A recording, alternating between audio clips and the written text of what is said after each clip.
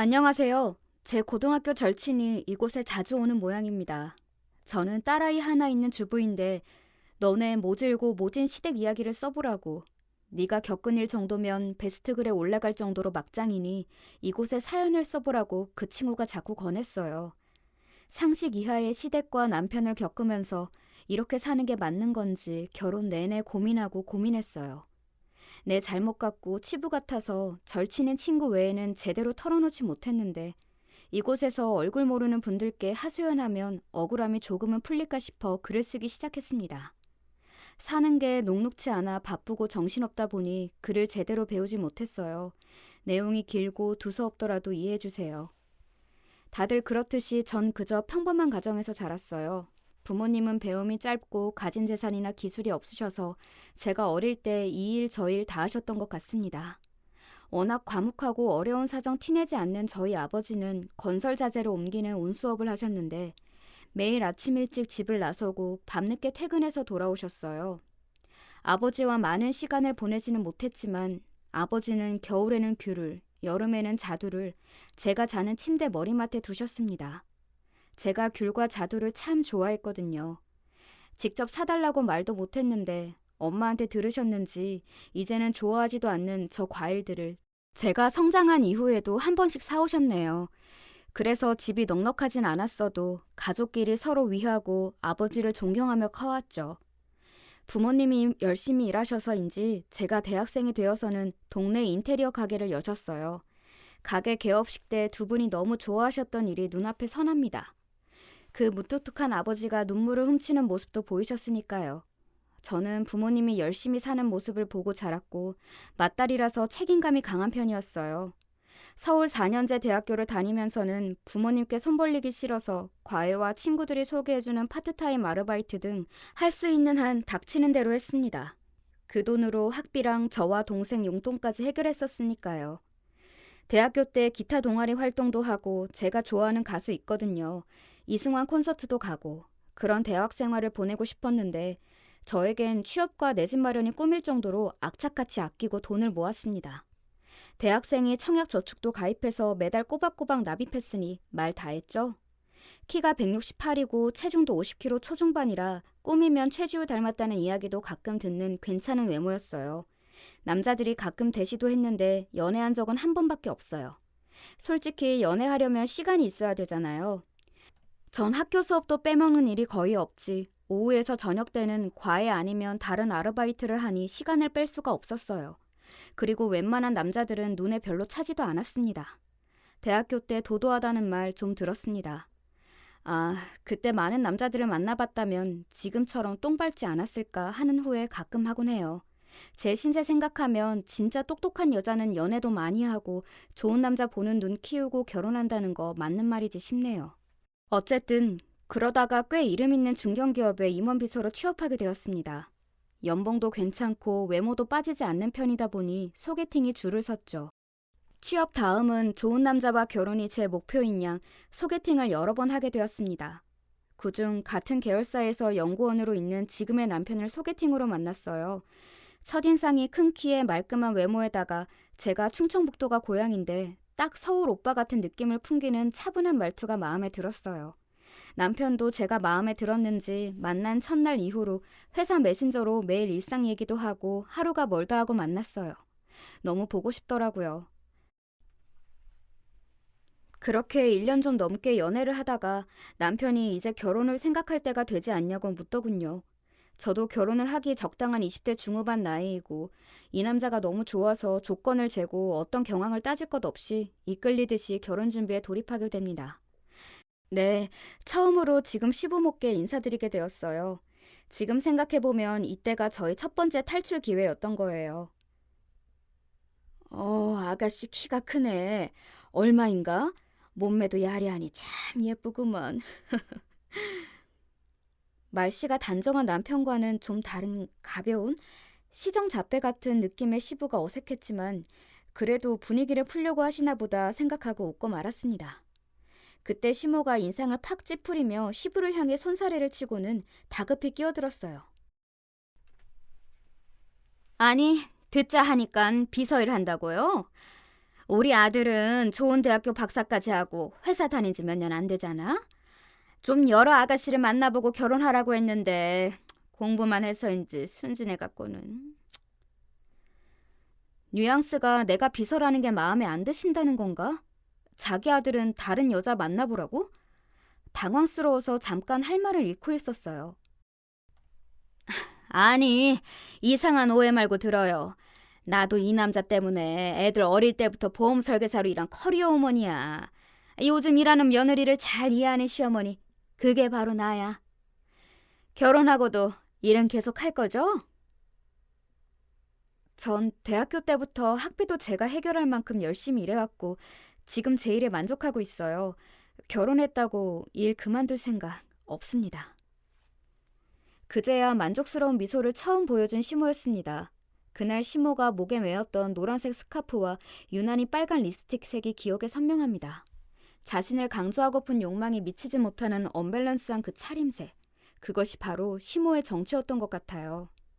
이후로 시부모님과 대면할 일은 딱히 없었습니다. 이때의 만남이 조금 쌓였지만 저희 부모님과 만난 상견례 자리에서도 크게 이상 행동을 보이진 않았었으니까요. 제 생각에 상견례 때는 철저히 본인들 모습을 감추었던 것 같아요. 나중에 한 사실이지만 저와 만난 이후 제 뒷조사를 했더라고요. 저희 부모님이 인테리어 가게를 하면서 좀 여유가 생겨서 집과 부모님 가게도 있었고 저와 남동생이 모두 잘 취업해서 제 인생에서 경제적으로 가장 좋은 때였거든요. 저희 집은 떳떳하니 감출 것이 없었는데 뭐 묻은 눈에는 뭐만 보인다고 자기들이 사기를 치고 뒤가 구리니깐 정작 저희 집을 의심했던 게 아닌가 싶어요.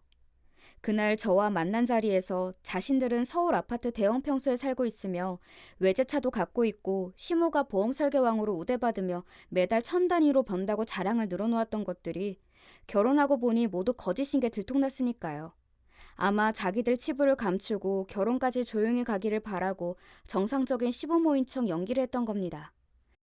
꿈같은 신혼여행에서 돌아온 첫날 친정집에 왔을 때 저희 부모님은 맏딸 결혼 보내고 사위 대접한다고 잔치집처럼 거한 음식상에 비싼 양주까지 차려놓고 저희를 맞이해 주셨어요. 그런데 다음날 시댁에 가니 작은 연립빌라에 저희 잘 곳도 없어서 창고처럼 쓰는 짐이 가득 들어있는 방에 이부자리 하나 깔아놓고 자라고 하시는 겁니다.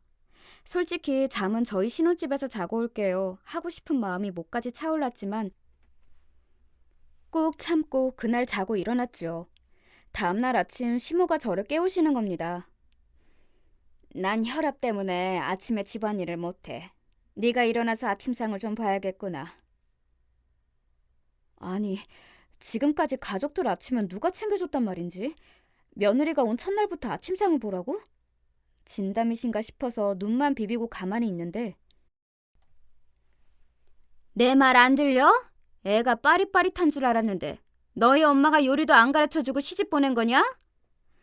아침부터 갑자기 왜 우리 엄마 욕을 보는 건가? 당황스러워서 일단 정신 차리고자 세수를 하러 나갔습니다. 남편이 거실 소파에 앉아 있어서 제가 눈을 흘겼습니다. 이제 일어났어?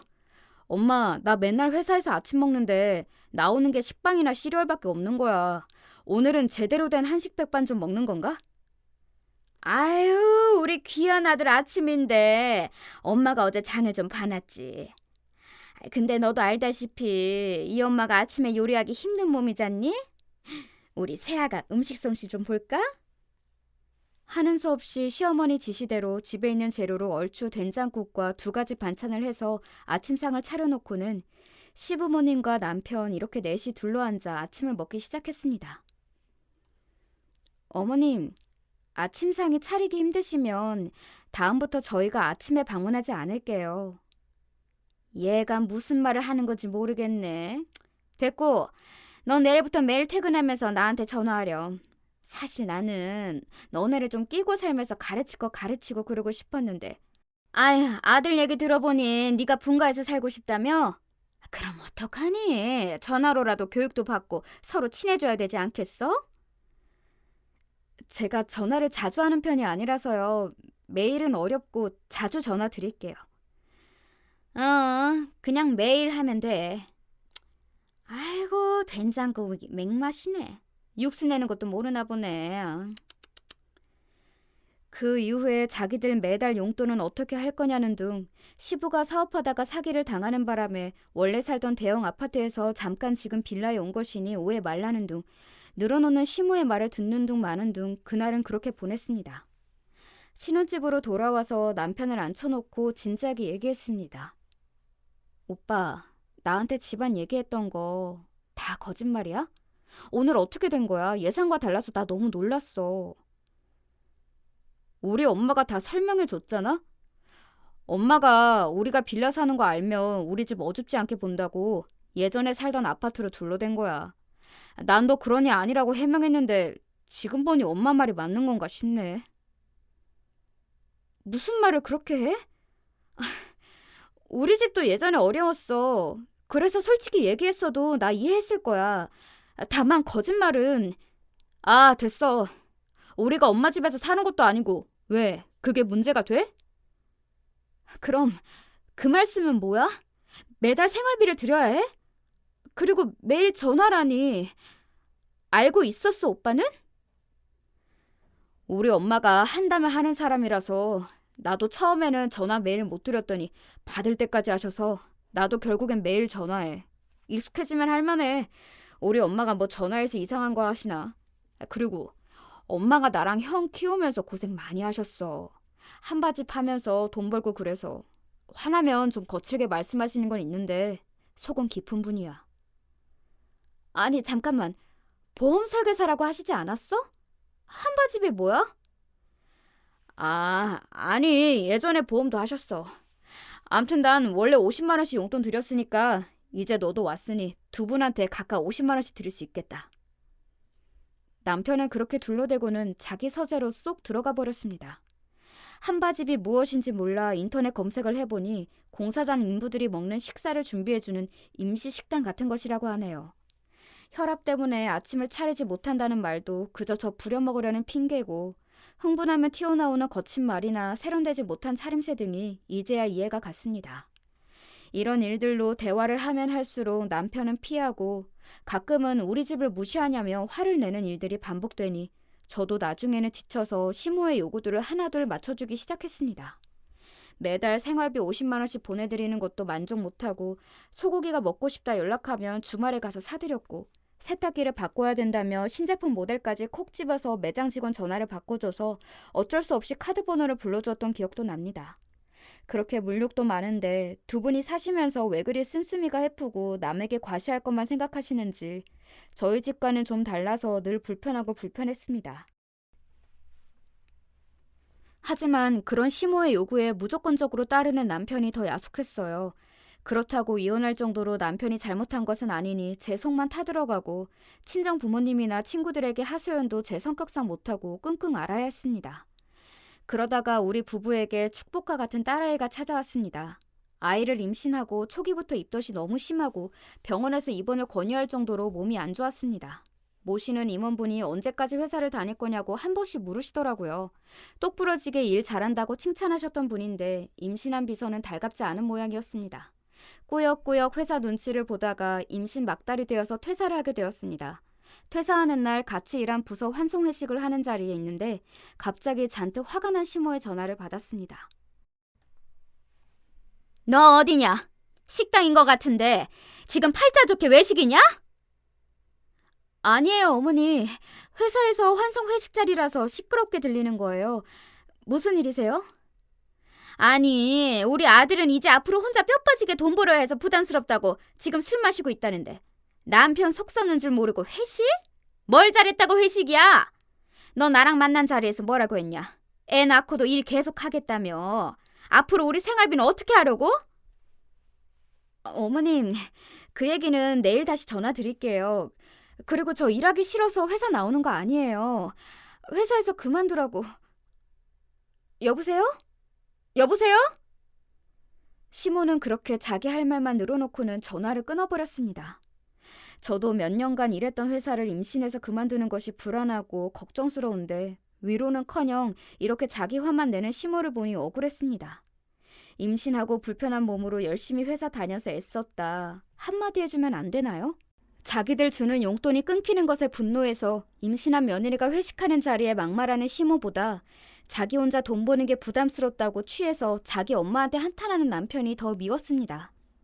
딸아이를 출산하고도 시모는 하루가 멀다 하고 전화해서 태어난 아이를 궁금해하기보다는 언제 다시 회사를 나갈 건지 물어보는 일이 허다했습니다. 일한다고 갓 태어난 아이를 맡길 곳이 없으니 시모에게 맡아주실 거냐고 물어보니 내가 알아봤는데 말이지. 요즘 애기 봐주면 일당을 10만 원은 받는다더라. 아니, 중국 조선족이 그렇고 나처럼 젊은 한국 아줌마는 보너스도 줘야 한대. 너 그렇게 줄 거니? 어느 날 친정엄마가 갑자기 집에 찾아오셨습니다. 출산 후 몸조리 잘하고 있는지도 궁금하고 딸아이 입힐 옷이며 먹을 것을 손에 가득 들고 말이죠. 저는 처음에는 엄마가 딸이 보고 싶어 오셨구나 싶어서 같이 음식을 먹으며 행복해하고 있었는데 친정엄마가 조심스럽게 입을 여셨습니다. 혹시 김서방 집에서 전화 자주 하시니? 너한테 잘해주시는 거지? 기분이 쎄해서 엄마에게 물어봤습니다. 무슨 일 있으셨냐고. 아니, 얼마 전에 너희 시어머니가 전화를 해서는 이런저런 얘기를 하시더구나. 지금 우리 가게 상황도 물어보고 혹시 너희에게 돈을 꿔줄 수는 있는지 뭐 그런. 그래서 너희에게 무슨 일이 있나 싶어서 오늘 들러본 거야. 아니, 왜 그런 일로 엄마한테 전화하신대? 아니야, 엄마. 우리 강서방 월급으로도 충분히 잘 살고 있어. 설마 본인들 용돈 못 줄까봐 우리 집에서 돈 꾸라고 하는 거라고? 전 너무 화가 났고 엄마를 돌려보낸 뒤 시모에게 전화를 했습니다. 어머니, 매달 드리던 용돈 끊길까봐 걱정되시는 거면 우리 애기 어린이집 갈 때부터 제가 일할 거예요. 그러니까 저희 집에 전화 다시는 하지 마세요. 뭐라고 하는 시모의 말은 듣지 않고 전화를 끊어버렸습니다. 그날 얼마나 서럽게 울었는지 모릅니다.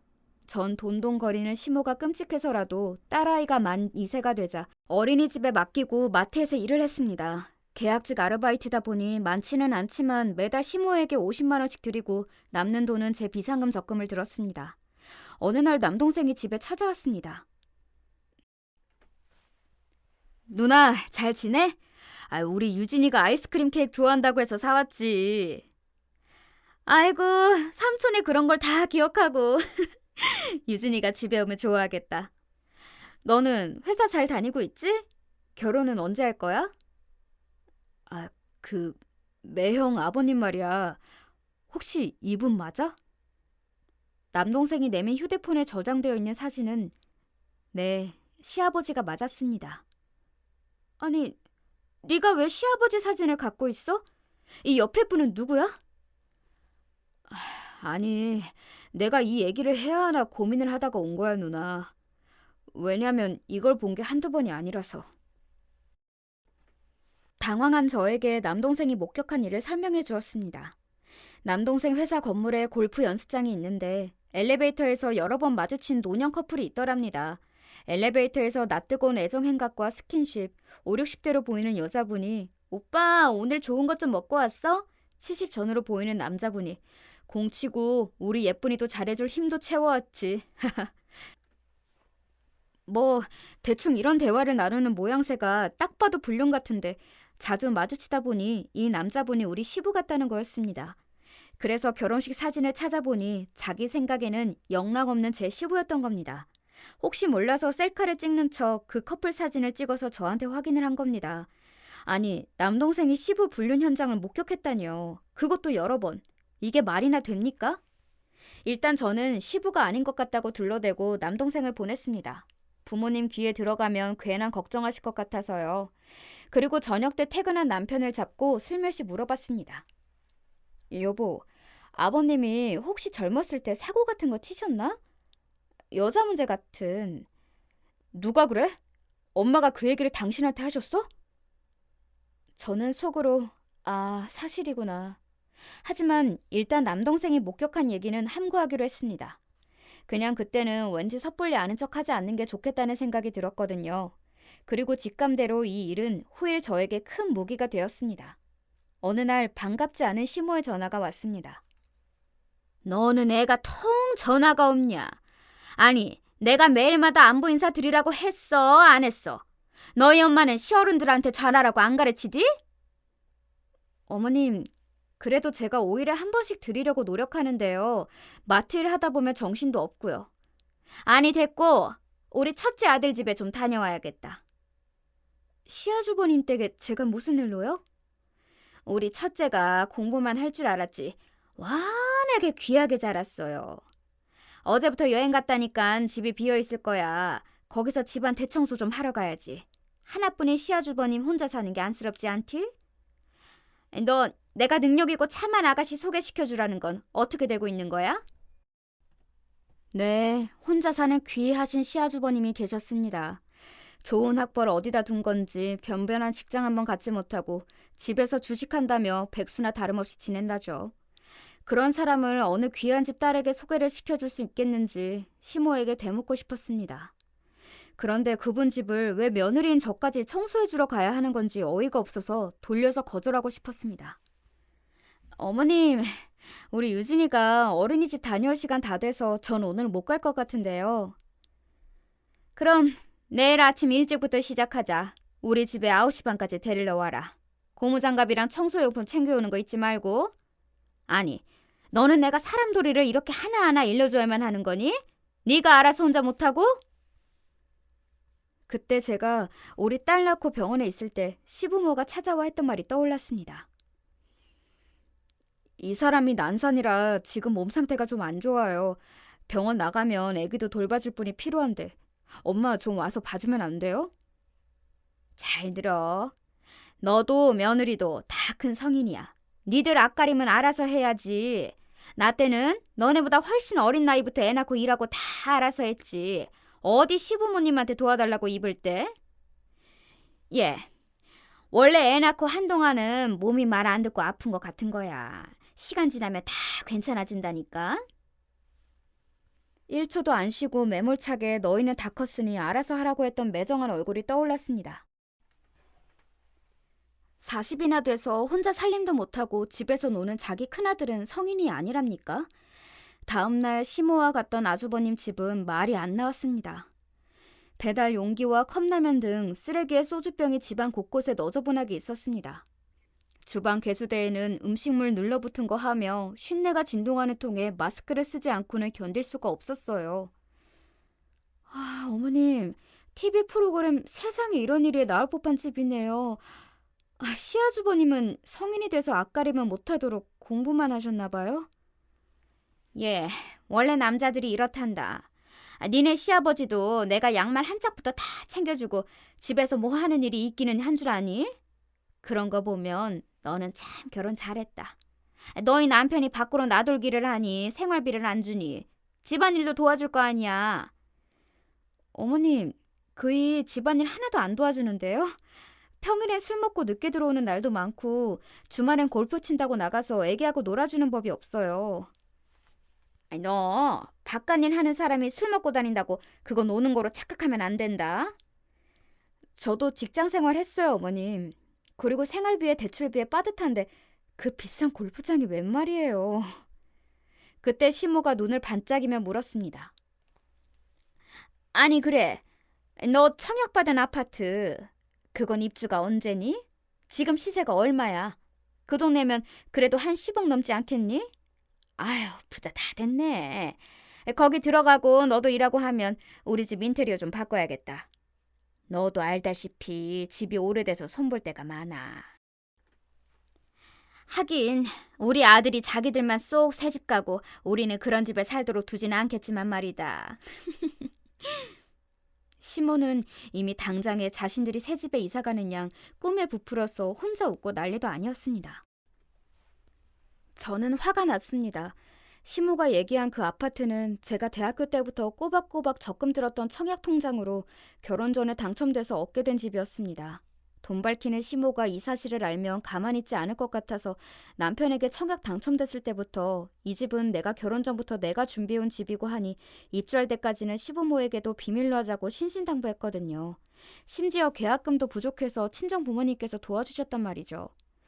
결혼해서 사는 동안 변변찮은 도움이나 물질적인 지원을 거의 해준 적 없이 받기만 하는 분이 우리 아파트를 알게 되고 벌써 시세 조사까지 했다니 소름이 끼쳤습니다. 게다가 왜 시부모 집을 인테리어까지 해줘야 한다는 건지 김칫국도 이런 김칫국이 없지 않겠어요?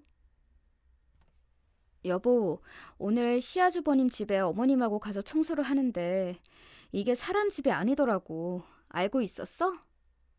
아, 고생했네. 우리 형 어릴 때부터 맨날 어지르고 정리를 못해. 엄마가 다 치워주고 소리 지르고 혼내는 게 일상이었거든. 아, 그건 그렇고 우리 청양 아파트 어머님이 알고 계시던데 당신이 말한 거야? 우리 비밀로 하자고 내가 귀에 몫이 박히게 얘기했잖아. 내가 얘기한 건 아니고 내 월급 통장에서 중도금 대출이자 나가는 거 보더니 물어보셔서 하는 수 없이 털어놨지. 그리고 뭐 이게 비밀로 할 일인가. 어? 잠깐, 월급 통장?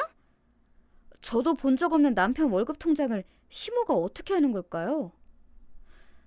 그러고 보니 나 결혼하고 당신 월급 통장 본 적 없는데 어머님이 그걸 어떻게 알아? 아, 몰랐구나. 결혼 전부터 엄마가 관리해왔어. 내가 혼자 돈을 못 모을 테니 엄마가 보험일도 하셨고 해서 재무설계 뭐 그런 거지. 결혼하고는 매달은 아닌데 한 번씩 갖고 오라고 해서 우리가 잘 사는지 점검차? 남편은 결혼한 이후에도 프라이버시가 중요하다며 월급 통장을 제게 보여주거나 맡긴 적 없이 생활비를 주는 식으로 지내왔거든요. 그런데 한 번씩 시모가 우리가 보너스 들어온 달이면 가전제품 바꿔달라, 여행 보내달라 연락이 왔습니다. 귀신같이 어떻게 알고 있나 했습니다. 이제야 그 모든 상황이 이해가 됐습니다. 우리의 생활 어디까지 시모가 파악하고 남편을 이용해서 돈을 빼내는 걸까요? 그보다 저와 친정 부모님이 도와주신 집까지 노린다고 생각하니 오싹해졌습니다. 괜히 남편과 시모가 작당해서 몰래 팔아버리지는 않을지 생각하니 겁이 덜컥 났습니다. 그래서 아파트에 입주할 때 오롯이 제 명의로 등기를 했습니다. 남편은 이를 반대하며 아주 못마땅해 했지만 청약 통장이 내 명의고 해서 이렇게 해야 법적으로 문제없다고 우겨서 겨우 했죠. 아무리 생각해도 정말 잘한 일이지 싶습니다. 애기 키우랴 일하랴 힘들지? 내가 너 몸 상할까봐 이렇게 매운탕도 준비했지 뭐니? 어서 먹어. 전 사실 매운탕을 좋아하지도 않거든요. 매운탕 좋아하는 남편은 입이 찢어져라 웃으며 신나게 먹기 시작합니다. 근데 너네 동네 마트 일하는 거 둘째네 회사 사람들은 모르겠지? 아니, 박사까지 한 분 사모님이 마트 일 하는 거 알면 우리의 회사에서 어떻게 얼굴 들고 다녀? 어머님 잊으셨어요? 그 회사 제 전 직장이기도 해요. 친했던 분들 몇몇은 알고 있지만 소문까지야 퍼지겠어요. 그리고 마트에서 정당하게 일하고 돈 버는 게 그리 숨길 일인가요?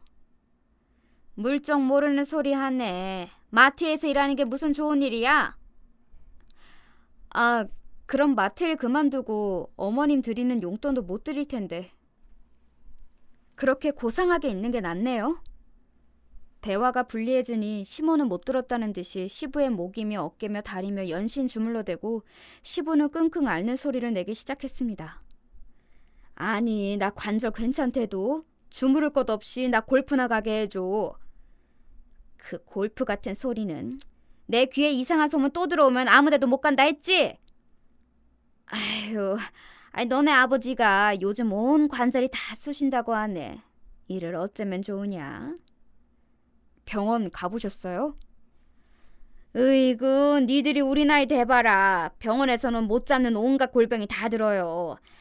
내 친구네 보니까 한 번에 10만 원 하는 솜씨 좋은 한의사 침 맞고 좋아졌다고 하더만. 그게 얼마야? 그럴 것 없이 그냥 안마의자로 매일 집에서 하면 훨씬 싸게 먹힐 것 같구만. 아, 매운탕 먹었다가 안마의자 사게 생겼지 뭐예요? 어머님, 저희 지금 대출금 갚기도 빠듯하고 유진이 교육비도 앞으로 나갈 예정이라 몇백만 원짜리를 해드릴 여유가. 내가 또 누구냐? 난 너네 사정 모르는 거 아니다. 누가 몇백을 달래니? 너 월급에서 매달 5만 원씩 5년만 내면 된다더라. 렌탈이라고 홈쇼핑에서 꼴랑 한 달에 5만 원. 얼마나 부담 없냐?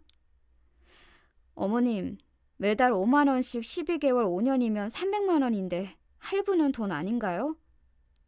당신 지금 우리 엄마한테 큰 소리 치는 거야? 당신이 돈 얼마나 번다고 우리 부모님한테 유세 떠는 거야?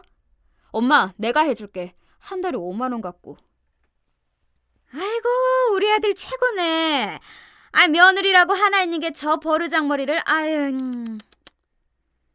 남편과 시부는 저를 버러지같이 한심하게 보고 시모는 남편과 아들이 편을 들어주니 새초롬하게 상처 입은 표정을 짓습니다.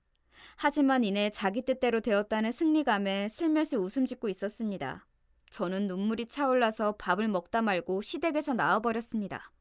뒤에서 뭐라고 저를 씹고 뜯고 맛볼지 눈에 훤했지만 이렇게 계속 사는 게 맞는 건지 내 인생이 이 정도인 건가 마음이 어지러웠죠.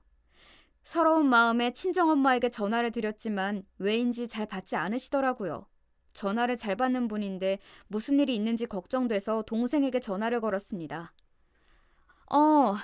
엄마가 전화를 안 받으시네? 집에 무슨 일 있어? 누나, 오랜만이네? 사실 나도 얼마 전에 알게 되었어. 아버지랑 같이 인테리어 사업하시는 아저씨 있잖아. 우리가 맨날 김씨 삼촌이라고 불렀던 그 사람. 아무래도 그 삼촌이 우리 가게 돈 몽땅 챙겨서 잠적한 것 같아. 그래서 아빠랑 엄마는 백방을 수소문해서 그 삼촌 찾고 있고, 그런데 이미 인테리어 계약한 고객 돈까지 들고 튀어서 지금 계약자들이 와서 항의하고 지금 가게가 난리도 아니야. 하늘이 무너지는 것 같았습니다. 그 가게는 부모님이 젊은 시절부터 온갖 일을 하시며 겨우 장만하고 일궈온 부모님의 소중한 삶의 터전 그 자체였기 때문이죠. 예전부터 아버지와 함께 일해서 친분이 두터웠던, 우리 집에도 자주 와서 절 예쁘고 야무지다며 칭찬해줬던 김씨 삼촌이 그런 짓을 했다니 믿을 수가 없었습니다. 제 마음이 이런데 그 배신감에 부모님 속은 오죽하실까요? 그 길로 아버지 가게로 가니 어떤 중년 아주머니가 부모님에게 삿대질을 해대며 뭐라 하는 장면을 보고 말았습니다. 그 모습을 딸인 제가 알게 되면 부모님이 더 속상해하실 것 같아서 그저 아무것도 못하고 집으로 와야 했습니다. 그렇게 돌아온 날 고민 끝에 당장 생활비도 없으실 것이 걱정돼서 제 월급 중 30만 원씩 부모님 계좌에 이체해드렸습니다.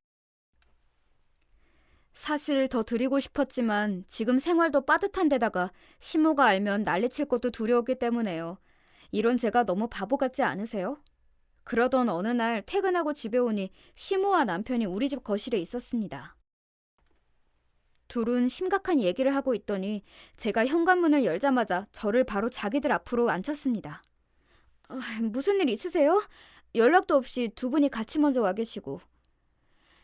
그건 네가 알지. 내가 하도 답답해서 오죽하면 너가 싫어라 하는 거 알면서 너네 집에 이렇게 왔겠니? 당신 말이야, 나 몰래 당신네 집에 생활비 보내고 있었어? 미리 말 못해서 미안한데 갑자기 부모님 인테리어 가게 상황이 안 좋아졌대. 이래서 통장은 내가 관리해야 되는 거야. 남편 시부모 무서운 줄 모르고 돈을 빼돌려? 저는 더 이상 참을 수가 없었습니다. 어머님, 저희 집 사정이 어떻게 됐는지, 얼마나 딱한 사정이길래 제가 생활비를 보내게 된 건지 물어보시는 게 도리 아닌가요? 뭐? 도리? 이게 어디 시어머님 앞에서 도리를 찾아? 남편은 급히 시모를 말리며 저를 노려봤습니다. 뭘 잘했다고 우리 엄마한테 그렇게 말해? 우리 가게가 망하게 생겼단 말이야. 우리 부모님 어떡해. 그 가게가 어떤 곳인지 당신도 알잖아. 동업자가 돈을 들고 튀었다는데 당장 생활비는 어떻게 하시냐고. 저는 서운한 마음에 눈물을 참을 수가 없었습니다. 아니, 아버님은 가게를 어떻게 하셨길래 이 지경이 된 거야? 지금 그게 우리 부모님한테 할 소리야? 도울 수 있는 건 돕고 그 마음을 위로해드리는 게 먼저 아니야? 저는 화가 나서 벌떡 일어나서 쏘아붙였습니다. 그때 남편의 전화가 울렸습니다. 씩씩대던 남편은 전화를 받으며 집 밖으로 나가버렸습니다. 그렇게 나가는 남편을 보고 있던 찰나 눈앞이 노래졌습니다. 네가 죽으려고 작정했구나. 어디 하늘 같은 서방에게 못 보은 것처럼 대들어? 오냐, 너 오늘 내가 제대로 가르쳐주마. 시모는 제 머리채를 잡고 흔들었습니다. 60대 여자의 힘이 이렇게 센 건지 갑자기 당황해서 그런 것인지 전 쉽사리 빠져나올 수 없었습니다. 어머니! 이러는 경우가 어딨어요! 놓으세요! 이년아, 미쳤어? 돈이 남의 돈이야? 네 말대로 돈을 친정에 갖다 바쳐? 시모가 제 머리채를 잡고 놓아줄 기색이 보이지 않아서 저는 있는 힘껏 시모를 밀었습니다. 그 난리에 뒤에 있던 고무나무 화분이 넘어져서 깨지기까지 했습니다. 집에 들어온 남편은 흙을 덮어쓴 채로 나자빠져 있던 우리 둘을 보고 깜짝 놀라며 시모를 일으켰습니다. 아니, 이게 어떻게 된 일이에요? 둘이 싸웠어요? 시모는 울먹이며 남편 팔에 안겨 말했습니다. 내가 이 꼴 보자고 너를 키운 게 아니다. 너 알지? 니네 아빠가 밖에서 놔두느라고 너희 두 형제 키우겠다고 고생한 거. 그거 모르면 사람 새끼가 아니지. 그럼 당장 우리 엄마한테 무릎 꿇고 사과해. 여보! 그치만 어머님이 먼저 쌍욕하면 내 머리채를... 듣기 싫어! 난 이런 몰상식한 여자랑은 못 사니까 당장 손이 발이 되도록 싹싹 빌지 못해? 상황이 어쩌면 이렇게 꼴사납게 돌아가는 것인지 어안이 벙벙해져서 머리는 산발하고 슬리퍼도 짝짝이로 신은 채 집 밖으로 다급히 나왔습니다. 이렇게 우스운 꼴을 하고 정처 없이 걸으며 그동안 그 사람을 만나 연애하고 결혼 생활을 해온 거의 10년의 세월이 허망하게 느껴졌습니다. 저도 모르게 무작정 한강다리로 걸어갔습니다. 전 남편에게 뭐였을까요? 시댁의 몸종 같은 그 정도밖에 안 되는 걸까요? 전 한강 물길 속에 몸을 던지면 이 속이 편안해지지 않을까 그런 나쁜 마음을 먹고 있는데 그 순간 우리 이쁜 딸 친정 부모님의 얼굴이 떠올랐습니다. 내가 세상에 없어지면 우리 귀한 딸이 저런 지옥 같은 집에서 자랄 생각이 드니 이런 멍청한 짓 해서는 안 돼 하고 정신을 다잡았습니다. 지푸라기라도 잡는 심정으로 누군가에게 도움을 청해야겠다고 생각하고 고등학교 절친에게 전화를 걸어 만나기로 했습니다. 세연아, 오랜만이야. 나 지금 네 도움이 필요해. 들어줄 수 있을까? 으이구, 맨날 바쁘다고 연락도 없는 우리 친구님이 부르시는데 왜 못하겠냐? 어서 우리 집으로 와. 언니가 맛있는 밥 해줄게. 우리 뭐라도 먹으면서 천천히 얘기하자. 친구가 해준 따스한 밥을 먹으며 전 그간 있던 일을 친구에게 모두 낱낱이 털어놨습니다. 이젠 자존심이고 뭐고 누구에게라도 도움을 청해서 상황을 바꿔야 했으니까요. 친구는 한참을 듣더니 제 눈물을 닦아주며 말했습니다. 너희 부모님한테 자랑스러운 딸이지? 너희 유진이한테는 소중하고 든든한 엄마야. 학교 때부터 똘똘하다는 소리는 다 듣고 살아온 네가 왜 그런 말종들하고 사는 거야? 결정해. 독하게 네 인생을 위해서 결정하란 말이야. 친구와 긴 시간 이야기하며 뭔가 제 안에 어떤 것이 뭉클하고 잡히는 느낌이었습니다. 이젠 더 이상 숨고 도망다니면서 비겁하게 살고 싶지 않았습니다. 저는 그날 밤 집에 들어와서 엄마를 기다리다 눈이 부은 딸을 곤히 재우고 거실에 깨진 화분과 흙을 치우며 다짐했습니다. 복수와 응징. 이날부터 저는 독하게 마음먹고 드라마 속 복수의 화신이 된 것처럼 살았습니다. 아내의 유혹 드라마에서 민소희가 한 것처럼 얼굴에 점을 찍든 뭐든 다 할 수 있을 것 같은 악에 바친 마음이었습니다. 어느 날인가 친구와 변호사를 찾아가서 제 이야기를 하며 이혼할 수 있는지 상담했습니다. 남편에게 외도라든지 법적으로 구체적인 귀책 사유가 없기 때문에 협의 이혼 쪽으로 가야 한다고 하더군요.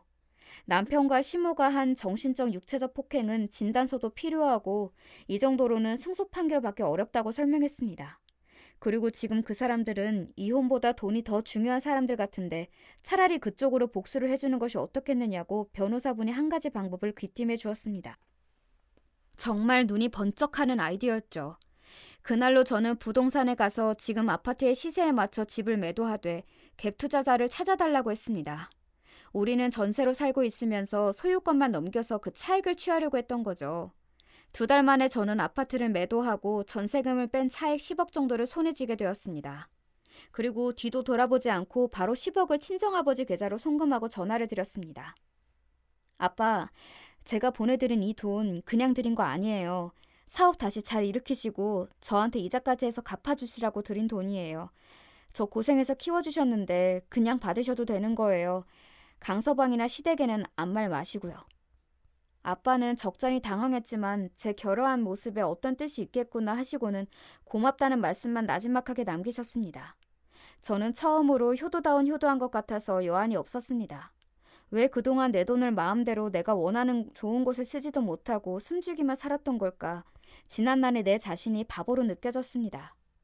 부동산을 처분하는 와중에 남편이 집에서 가사일 또는 딸아이와 시간을 보낸 날을 일기와 가계부를 찾아가며 표시했습니다. 그리고 남편이 준 생활비와 대출금을 납입했던 내역을 찾아서 정리해 놓았습니다. 물론 시댁에 갖다 바친 각종 생활비와 물품비도 빠짐없이 정리했습니다.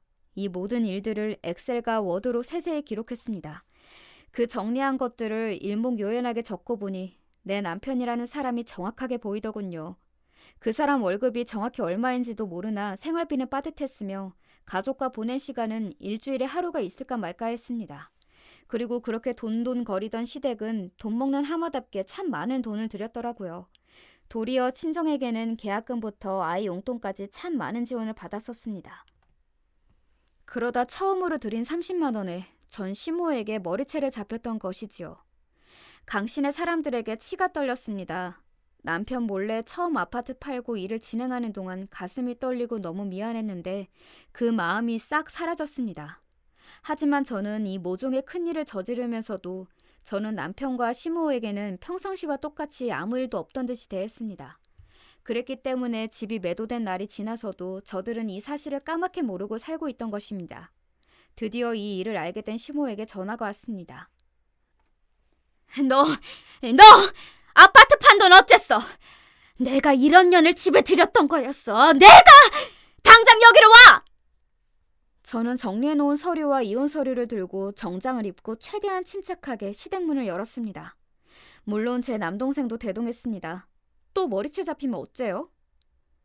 아니, 자기 동생까지 데리고 여길 와? 뭘 잘했다고? 옷은 또 그게 뭐야?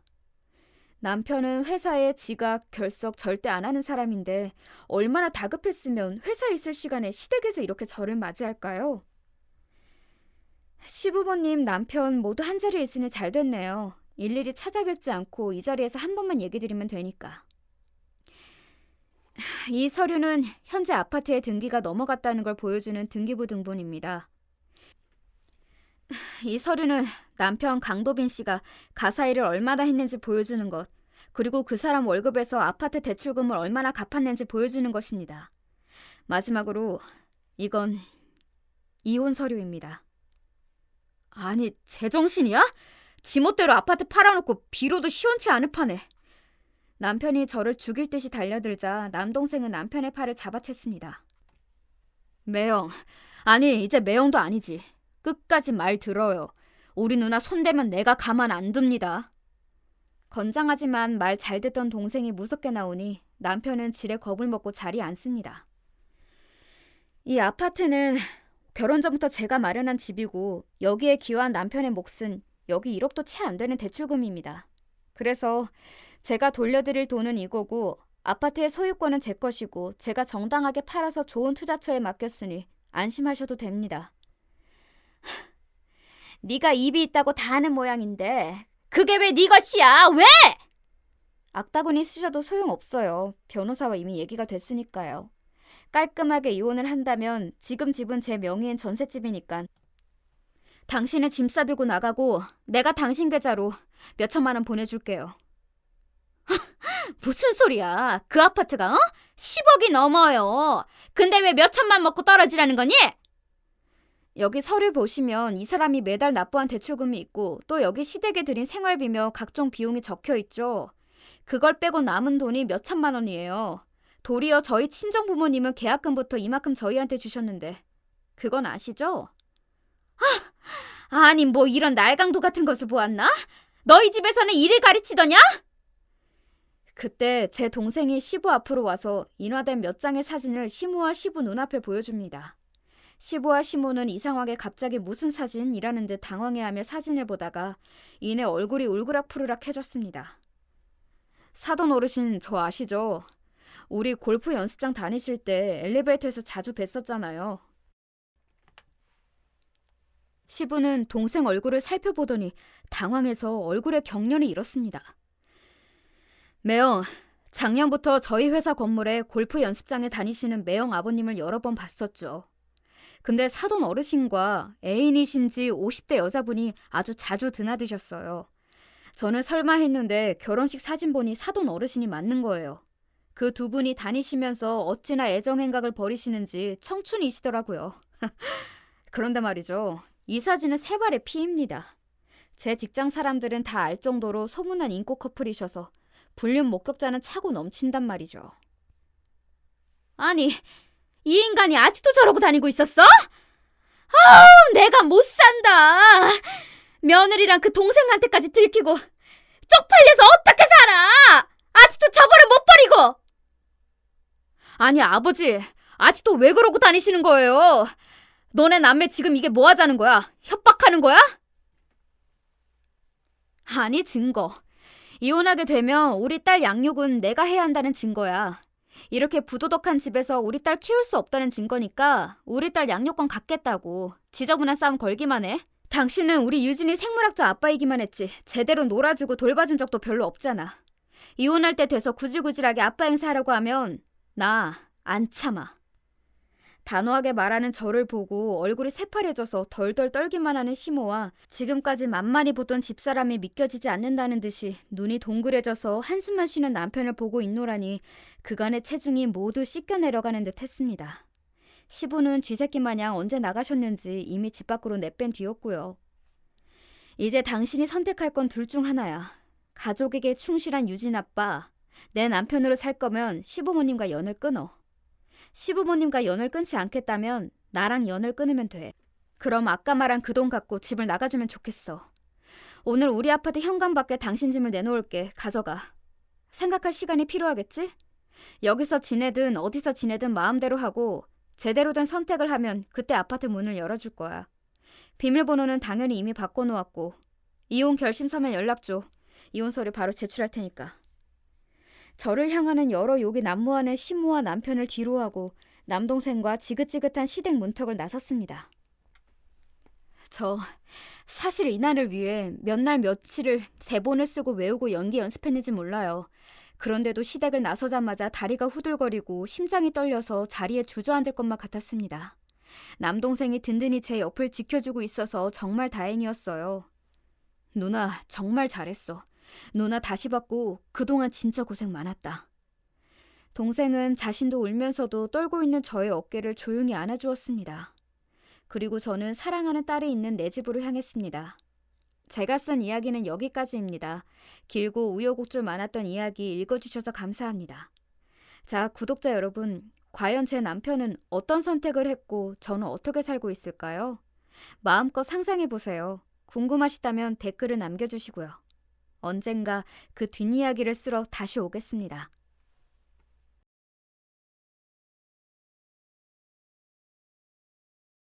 안녕하세요. 임금님 귀는 당나귀 귀라고 외쳐보는 심정으로 사연을 신청하게 되었네요. 저는 서울 변두리에 살고 있는 30대 여자고요. 결혼해서 남편과 아이가 있답니다. 제가 태어나고 자라면서 가족의 끈끈한 정을 느껴보거나 심적으로 크게 가족을 의지해보지를 못했어요. 가정 환경이 그리 평탄하지 못하였거든요. 남편이랑 연애하던 시절 그리 다정하지도 세심하지도 못한 이 남자가 결혼하고 싶을 만큼 좋았던 것은 어쨌거나 저만 바라보고 위하면서 한눈 안 파는 외골수 면모가 강하다는 건 분명하기 때문이었죠. 이 남자라면 결혼해서 가정을 꾸리고 살아도 좋을 것 같았어요. 저보다 결혼에 의욕적이었던 건 남편 쪽이었으나 시댁의 반대에 부딪혀서 저희 부부의 시작은 수월하지 못했어요. 저희 조건이 너무 별 볼 일 없어서 며느리 삼기에는 영 탐탁지 못한다는 것이 시부모님의 주장이셔서 속이 많이 쓰렸었네요. 제가 하나도 잘난 것 없는 사람임은 진작에 알고 있었다지만 그런 식으로 지적당하고 제 존재 자체가 깎아내려지니까 기가 확 죽었어요. 남편은 그래도 어떻게 해서든 반대 이겨내보자고 우리 여기서 포기하지 말자고 해주었지만 사람 마음이라는 게 자기 싫다고 하는 사람들 보면 자연스레 그 앞에서 움츠러들게 되는 거잖아요. 그래서 저는 자신이 없었던 것 같아요. 우리나라의 사회 정서 특성상 결혼에 있어서 부모를 배제할 수 없었기에 시부모님이 저렇게 반대하신다는데 남편이라고 앞으로 별 뾰족한 수가 있을까 싶었고요. 상황이 그렇다 보니 저는 물론이고 남편도 점차 흔들려서 정말 이대로 헤어질까 생각마저 했었네요.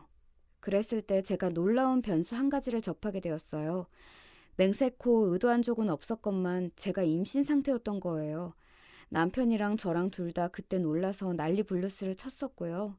사정이 그렇게 되자 상황도 급변하게 되었답니다. 기함을 하셨던 시부모님께서는 이내 저희 두 사람의 결혼을 허락해 주셨어요. 가장 먼저 시아버지의 수긍이 있었죠. 그래, 이왕 이렇게 된 것, 내가 솔직히 표현을 해보자면 영 아쉬운 결혼이긴 한데 사내라면 어떤 환경이든 자기 처자식 책임을 질 수 있어야 하는 법이지. 그렇다면 앞으로 그런 책임감을 보이면서 잘 살아라. 남편은 반드시 그렇게 하겠다며 시아버지 앞에서 약속을 드렸어요. 그 다음으로는 시어머니께서 깊은 한숨을 연달아 내쉬시더니 고개를 끄덕끄덕 하셨어요. 애가 들어섰다는데 뭘 어쩌겠냐. 내가 환장해서 죽겠는 심정은 심정이고 현실을 보자면 우선 너네 둘 결혼식부터 올려줘야지. 지난달에 이웃 동네 언니가 자기 딸이 결혼 앞두고 임신부터 했다면서 최고의 혼수는 임신이라고 떠드는 그 호들갑 듣고 내가 저런 주책바가지 부끄러운 줄을 알아야지 생각했었는데 아이 설마 하니 우리 하나뿐인 아들이 이런 소식을 가져올 줄이야.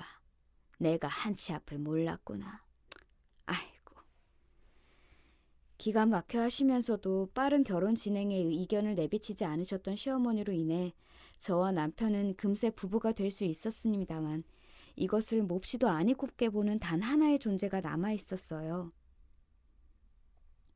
엄마, 어떻게 그러실 수가 있어? 아버지는 몰라도 엄마는 끝까지 나랑 같은 편일 줄 알았는데 진짜 실망이야. 아휴, 뱃속에 애를 가졌다는데 그럼 내가 여기서 뭘 더 어떻게? 아, 엄마, 그러면 그 애가 진짜 우리 집안 핏줄이 맞긴 하냐? 이렇게 시시비비를 가리는 것부터 해야지. 덜컥 그렇게 허락을 해줘? 결사 반대할 때는 언제고. 이러면 우리 집안이 너무 우스워 보이잖아. 아무튼 다들 짜증나. 그 사람은 바로 제 시누이 되는 이였어요. 남편보다 5살 많은 누나였는데 연애하는 동안 제가 시누이에 대해서 얘기를 잘 들어본 적은 없었네요. 시누이가 결혼할 때는 남편이랑 저랑 연애 초기였기 때문에 제가 언감생심 결혼식에 참여한다거나 그런 건 상상도 못 해봤었고요. 그래서 결혼 허락을 받으려고 시댁 문턱을 넘을 때가 되어서야 제가 시누이를 처음 실제로 만나본 거였죠.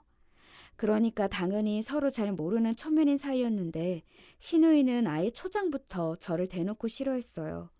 저의 임신으로 갑자기 결혼이 진행되자 그야말로 입에 거품 물면서 발작을 해댔고요.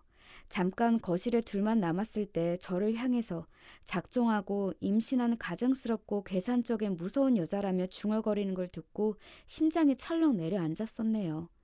남편과 둘이 남매가 절친한 것도 아닌데 제 결혼을 그렇게까지 반대하고 안 이꺼워하니까 저도 난감했었죠. 딱 봐도 성질머리가 보통 수준이 아니었고 시부모님 두 분마저 신우에게는 큰 소리 못 치시길래 제가 알아서 숙이기로 하였어요. 참고로 신우이는 이미 그때 결혼 3년 차였답니다. 신우의 남편인 제 시매부에게는 원래 결혼을 약속했던 인연이 따로 있었대요. 결혼 약속해놓고 상견례 마치고 이제 식장 알아보며 돌아다니고 있던 시기에 그 여자가 결혼 전 마지막 자유를 누리겠다면서 자기 첫사랑 남자와 만나 놀아났던 거예요. 그걸 알게 된 시매부가 파혼했고 배신의 상처를 안고 살다가 신우이를 만나서 결혼한 거였죠. 신우이가 자기한테 먼저 열심히 들이대고 구애를 펼치는 걸 보면서 이 여자라면 나를 배신하는 일은 없겠구나 싶어져 마음을 열었고 짧은 연애 끝에 결혼을 하였다네요. 그때 결혼하면서 신우이 자기 시댁으로부터 별별 소리를 다 들었대요. 아들이 더 어린 여자랑 결혼했으면 좋겠는데 나이 많은 여자라서 좀 그렇다느니 하는 핀잔들이요. 아무튼 그런 과거를 거쳐서 힘들게 결혼에 골인하였으니 저를 보면서 신우이가 혹시 쟤는 왜 나보다 못났는데 슬슬 풀려서 결혼하고 자기 시부모한테 인정도 금방 받냐는 생각으로 화가 난 건 아닐까 하는 짐작이 들었어요. 소심하고 의견 크게 잘 못 내세우고 특히 분란 만드는 걸 기피하는 성격인 저는 신우이가 처음부터 두려웠던 것 같네요. 착실히 태도를 보이고는 있었지만 마음 한구석이 불편했는데 마침 남편도 저에게 이런 소리를 해왔어요. 내가 너에게 미리 확실하게 말해두고 싶은 부분이 있는데 나 우리 누나 상대 못해. 드세고 앙칼지고 온통 다혈질이라서 나는 사춘기 이후로 우리 누나랑 제대로 된 대화를 해본 적도 없어. 그러다 보니까 점차 남매 사이가 좀 딱딱해졌고 누나를 대하는 게 너무 피곤하고 어려워서 차라리 상대를 하지 말자는 마음을 먹은 지 오래야. 그렇다는 거 충분히 예상하고 있었어. 나한테 여자들끼리가 차라리 잘 통하지 않을까라고 말하는 거 듣고 아, 오빠가 형님하고 워낙 대면대면하기 때문에 차라리 나랑 형님이 가까워지는 게 더 확률이 높다고 판단한 거구나 싶었거든. 나 오빠의 누나인 내 형님이란 사람이 솔직히 현 시점에서 보자면 많이 어렵고 껄끄러운 존재야. 근데 앞으로 시간을 두고 친해지고 싶은 욕심이라면 살짝 있는 것도 같아. 지금 당장은 어려워도 우리 아기 태어나고 나면 자기 조카는 예뻐해 주실 테고 그러면서 나도 형님이랑 조금씩 그때부터는 친해지는 거지. 오빠는 내 생각이 어때? 그럴 수 있을 것 같아?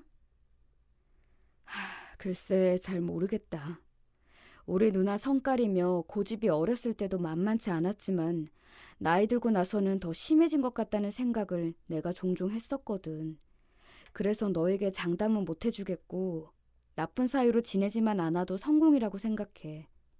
내가 민망한 부탁을 해보자면 우리 누나 일 가지고는 나한테 도와달라 해결해달라 그래도 내가 딱히 해줄 수 있는 게 없을 것 같으니까 네가 알아서 판단하고 처리하는 게 더 나을 거야.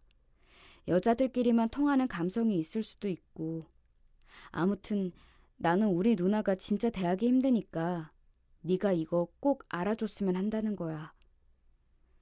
남편이 한숨을 푹 내쉬면서 말하는데 저와의 결혼을 밀어붙이면서 의욕을 보였던 그 모습은 온데간데 없었어요. 그만큼 남매 사이에서 남편의 서열이 확실히 아래에 있다는 것을 저는 알 수 있었죠. 점차 결심하게 되었어요. 시누이의 일로는 남편을 곤란하게 만들지 않겠다고요. 남편이 시누이하고만 안 친한 건 아니었고 심해보아도 이렇다 할 접점이 없었답니다. 남자끼리라서 더 어색하다나 뭐라나 하면서 친분을 안 쌓았다네요. 그런데 심해부는 제가 막연히 예상했던 것과는 달리 정이 많다고 해야 할까요? 본인이 처가에서 겉도는 것 같다며 친하게 지내고 싶다는 말씀을 심해부가 저한테 먼저 해주셔서 깜짝 놀랐어요. 시누이랑 결이 다른데 둘이 부부가 된 게 신기했고요. 자기랑 다르니까 시누이가 심해부랑 결혼하고 싶어 했구나 이런 생각도 들었네요. 저는 시누이의 심기를 거스르고 싶은 마음이 조금도 없었건만 자꾸 시비가 걸렸어요. 올케는 왜 이렇게 표정 관리를 못해? 왜 나만 보면 눈알 겁나게 굴려대고 인매는 실룩거려? 나한테 욕하고 싶지만 참는다는 표정이야 뭐야? 그런 거 아니에요. 제가 원래 표정이 좀 어색한 편인 것 같아요. 신경 쓰이게 해드려서 죄송해요. 아닌지 맞는지는 내가 판단하는데? 올게 설마 지금 임신했다고 유세 떨려는 건 아니지? 그럼 애 낳고 나서는 애엄마라고 유세 떨겠네?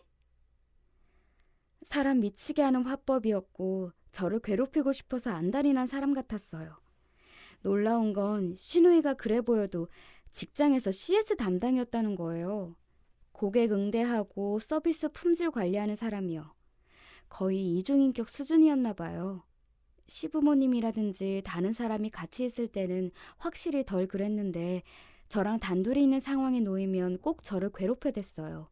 제가 시누이한테 말씀 좀 지나치시다라고 하기라도 하면 시누이는 제가 임신 중이라 호르몬 문제로 예민하고 성격이 이상해진 거라며 저에게 탓을 돌렸고요. 슬슬 이제 저는 신우이와 시간이 흐르면 친해질 수 있겠지 같은 아니란 생각을 버리고 있었어요. 신우이를 제외한다면 제가 시댁 식구들 중에서 힘들게 상대하는 사람은 딱히 없었기 때문에 버틸만 했던 것 같네요. 가끔이지만 뵐 때면 심해부가 저를 엄청 반갑게 맞아주셨고 산부인과 다녀온 이야기도 궁금해하셔서 이런저런 대화도 나눴는데요. 설마 이게 신우이의 화를 돋을 줄은 몰랐어요. 언제부턴가 저를 보는 신우이의 눈빛이 살벌하고 섬뜩하다고 느꼈지만 원래도 저랬다고 넘겼는데요. 그러다가 새우 먹던 날 일이 터진 거였죠. 시아버지 지인분께서 생물새우를 한 박스 보내주셨는데 시댁에서 같이 그걸 먹었거든요. 저는 입덧이 올라왔는지 갑자기 속이 안 좋아서 나중에 먹겠다 하고 방에서 휴대폰을 했고요. 그러다가 일 때문에 늦게 오신 심해부가 왔는데 시간이 좀 지나서 그런지 저도 입맛이 좀 도는 것 같아서 남은 새우를 심해부랑 둘이 먹기로 했어요. 시부모님이랑 시누이, 남편은 거실에서 과일 먼저 먹겠다고 했고요. 근데 딱 보니까 심해부가 손가락에 밴드를 붙이고 있는 거예요. 다치셨냐고 여쭤봤더니 오늘 낮에 베었다고 하시더라고요. 새우에서 나온 물이 그런데 들어가면 밴드에 스밀 거고 상처도 아플 것 같아서 제가 새우를 까드리겠다고 했어요. 저 이런 거 잘하거든요. 저는 어차피 많이 먹고 싶지도 않았고요. 제가 심해부한테 새우를 까드리는 동안 이야기도 나눴어요. 심해부가 특히 가족 이야기 같은 거, 애들 이야기에 관심이 많으셔서 저는 주로 어렸을 때 친했던 친척 오빠들 얘기해드렸고요. 그랬더니 심해부가 즐거워하시면서 들었어요. 웃음소리를 들었는지 어느새 시누이가 어두운 표정으로 부엌에 들어와 있다는 것도 모르고 말이죠. 심해부가 임산부한테서 이런 대접을 받으니 유독 황송했다며 잘 먹었다고 자리에서 일어나는데 그러자마자 시누이는 갑자기 환한 미소를 지으며 표정을 바꿨습니다. 그 모든 걸 지켜본 저만 소름 돋는 상황이었죠. 뭔가 느낌이 안 좋았는데 아니나 다를까 이틀 뒤 저를 마주치자마자 시누이가 제 뺨을 한 대 갈겼어요. 그것도 힘을 실어서 엄청 세게요. 짝 소리가 시댁 현관앞 복도에 울려 퍼졌고 제가 어지러운 머리를 붙잡고 간신히 시누이를 쳐다봤어요. 이 망할년이, 너 미쳤냐?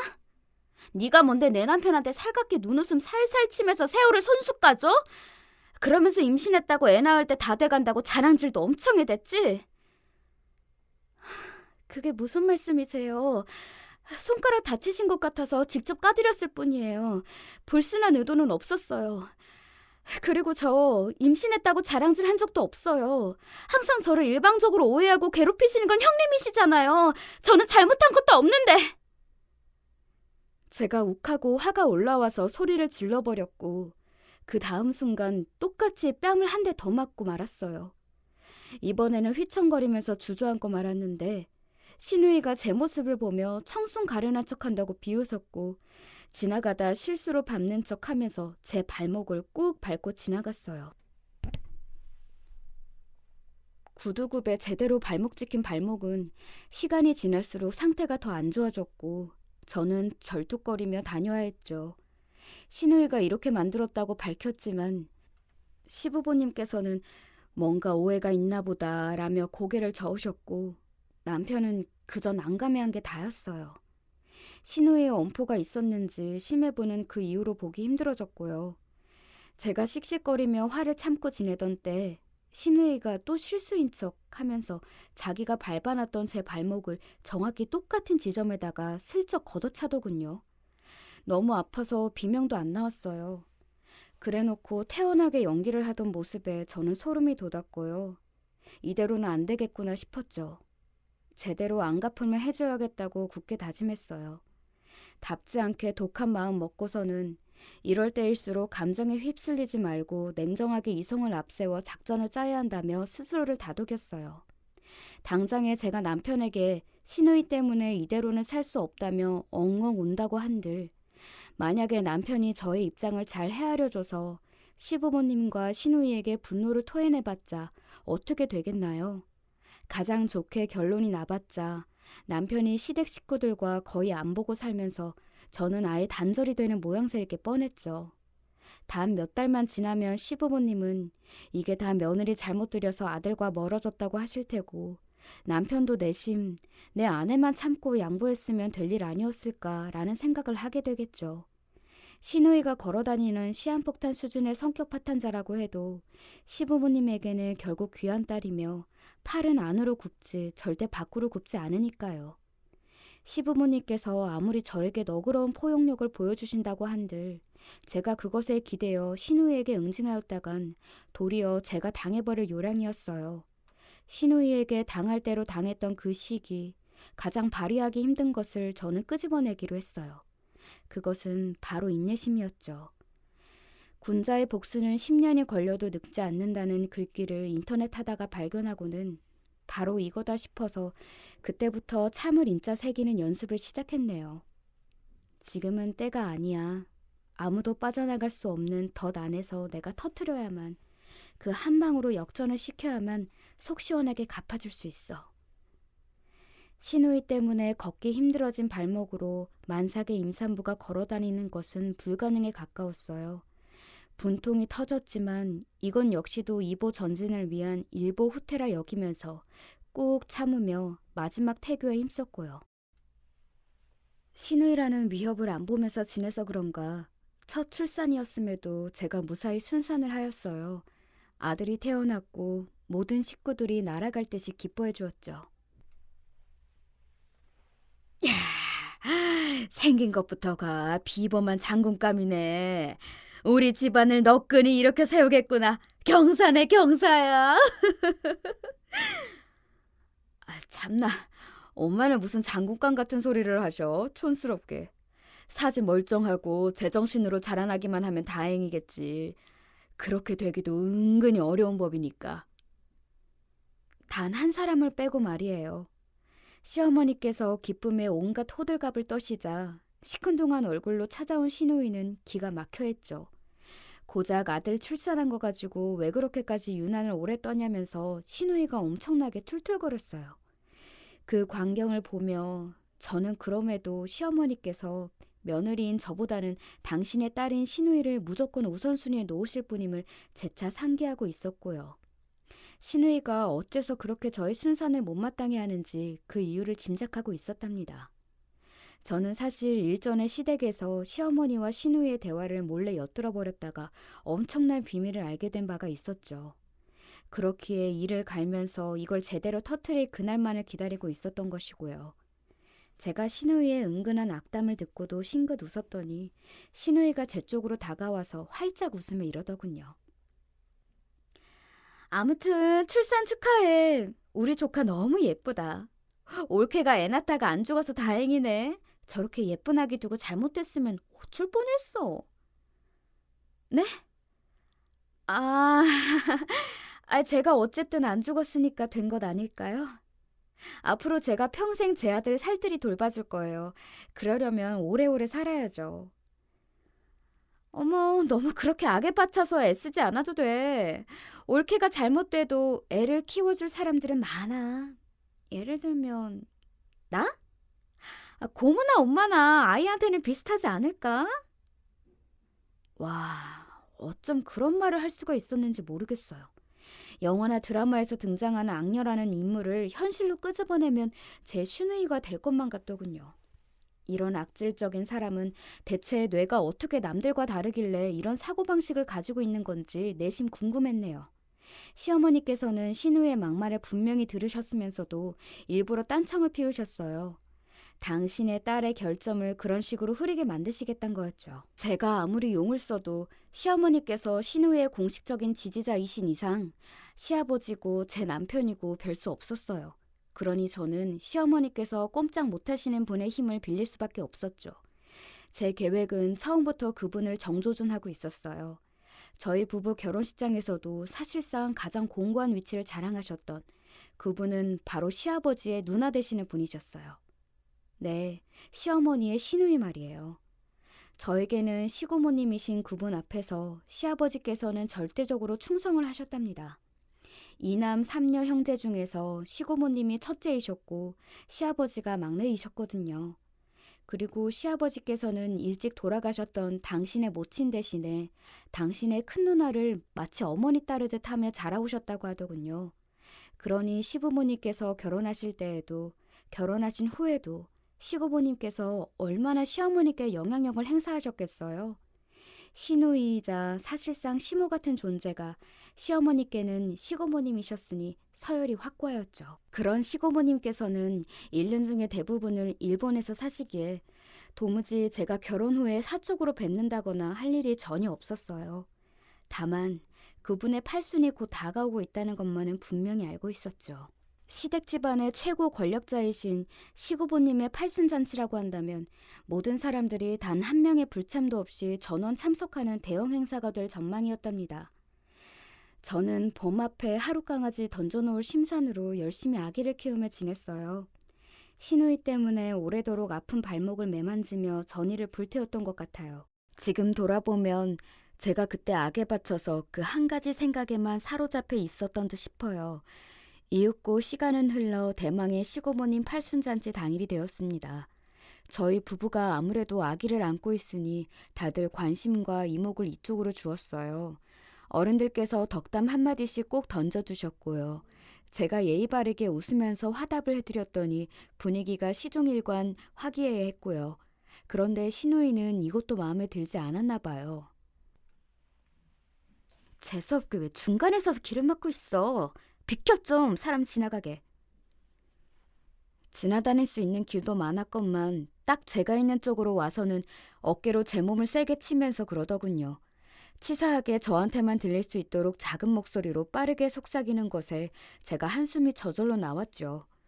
신우이라는 사람은 도저히 변함이 없다는 걸 새삼 실감을 해서요.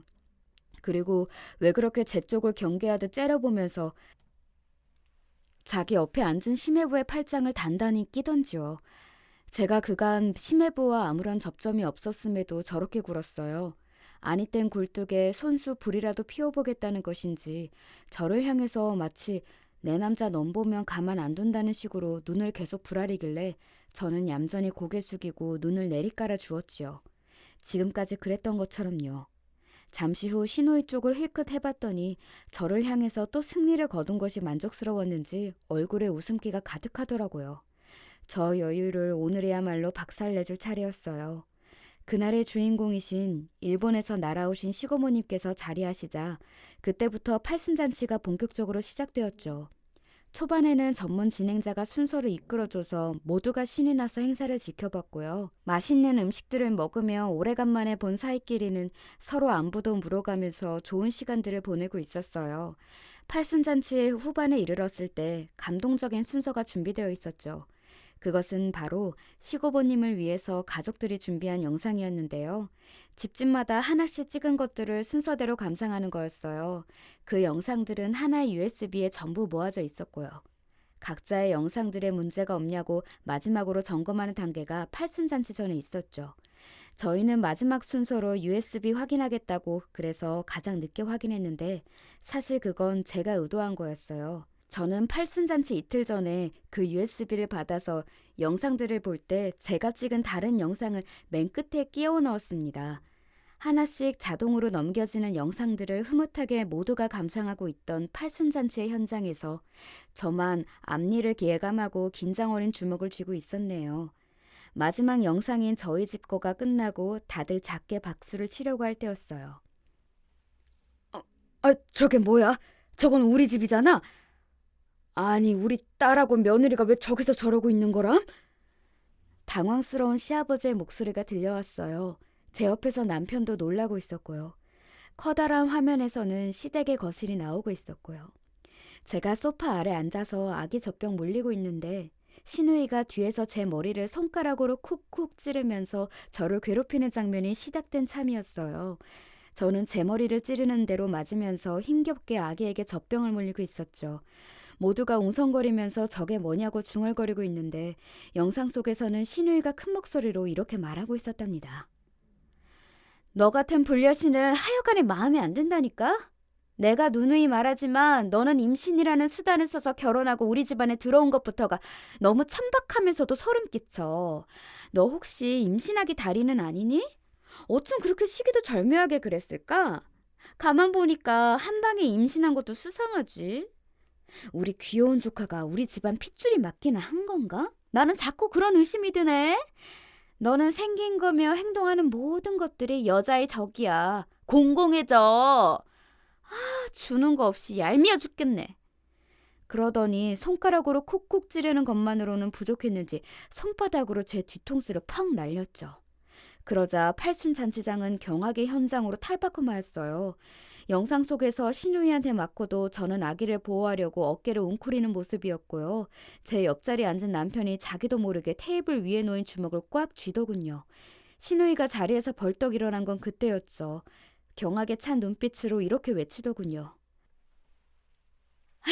저거는 다 조작이에요! 세상에 저게 다 뭐야? 미친 거 아니에요? 저 진짜 너무 어이가 없어서 지금 말도 잘 안 나올 지경이에요. 저거 당장 꺼요! 당장 영상 끄라고요! 그냥 둬봐, 더 볼라니까. 하지만 그때 시고모님께서 한 손을 번쩍 드시더니 의견을 크게 표하셨죠. 주인공이신 시고모님께서 그렇게 나오시자 별 수 없어졌어요. 영상은 중지되지 못하고 계속 재생되었죠.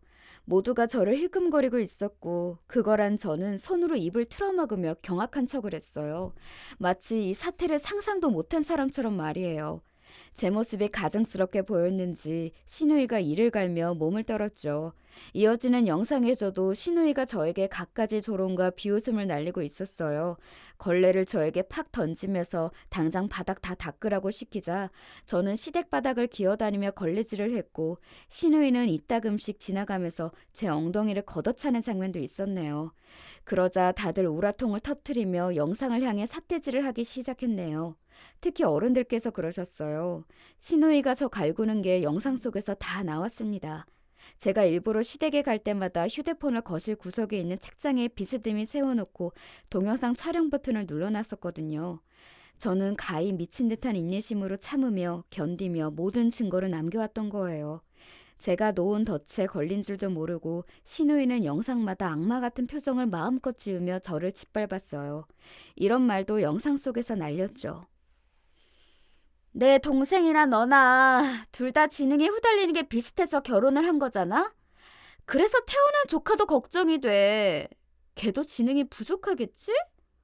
어쩜 좋아? 그러자 시부모님께서 동시에 현기증을 느끼셨는지 앉은 자세 그대로 휘청거리셨고 신우이는 입술까지 벌벌 떨면서 저에게 돌연 소리를 질러댔어요. 너 뭐야? 이런 식으로 나온다 이거지? 네가 뭔데 나를 모함해? 인연이 진짜 너 뒤지고 싶어! 너무 분했는지 발까지 동동 구르며 소리를 지르고 난 신우이가 아차 싶었는지 찬물을 끼얹은 듯한 팔순잔치장을 천천히 둘러보면서 시고모님 쪽을 응시했어요. 아니에요. 제가 지금 너무 억울해서 기가 막혀가지고 이러는 거예요. 정말이에요. 저 결백합니다. 울먹이면서 결백을 주장한 신우이는 이윽고 자기 옆자리에 앉아있는 심해부를 내려다보면서 간절하게 말하기도 했어요. 여보, 나 진짜 너무나도 속상해.